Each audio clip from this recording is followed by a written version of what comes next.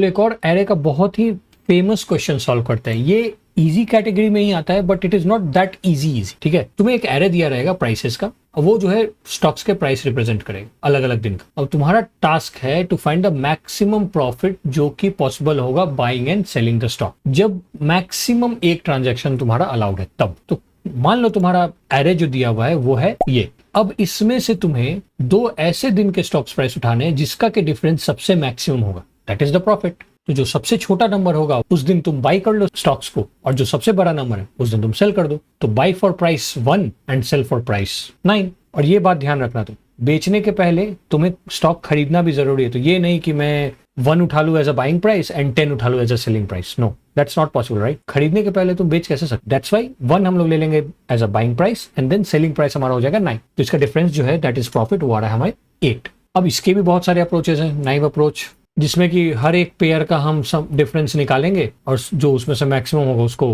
Return कर देंगे, but that will take too much of time. कितना ये बताना कमेंट में। हम लोग करेंगे वन ट्रैवर्सल सोल्यूशन ऑप्टिमाइज्ड। ये हमारा फंक्शन हमने बना लिया और इसमें सबसे पहले हम लोगों को एक मिनिमम उठाना होगा वैल्यू। तो मिनिमम हम लोग एरे का सबसे पहला नंबर उठा लेते हैं प्राइसेस, और जो रिजल्ट है हमारा दैट इज प्रॉफिट, उसको ले लेते हैं 0। अब हमें एक ही फॉर लूप चलाना है बस। यहाँ फॉर लूप चलाया हमने 1 से लेकर लेंथ तक। क्यों 1 से? क्योंकि हमने मिनिमम ले लिया है price of 0, that is y. अब यहाँ पे हम लोग निकाल लेंगे मिनिमम, या तो हमारा जो मिन सो फार वेरिएबल है उसमें मिनिमम है, या तो हमारा जो वैल्यू है एरे का आई इंडेक्स पे वो मिनिमम होगा।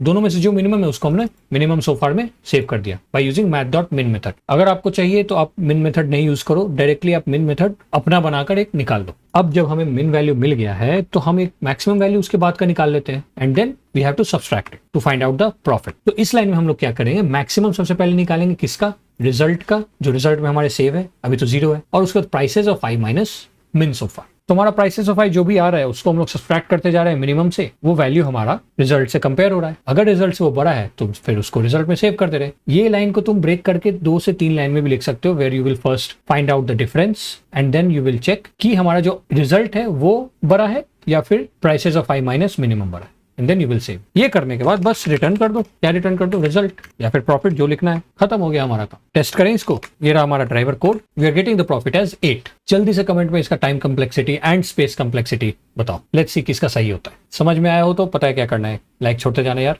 अब इसके बाद 1-2 क्वेश्चन और हम लोग इजी करेंगे and then we will switch to the medium array questions. देखते हैं, तब मजा आएगा थोड़ा सॉल्व करने में। मिलते हैं नेक्स्ट शॉट में एंड ऑल गुड।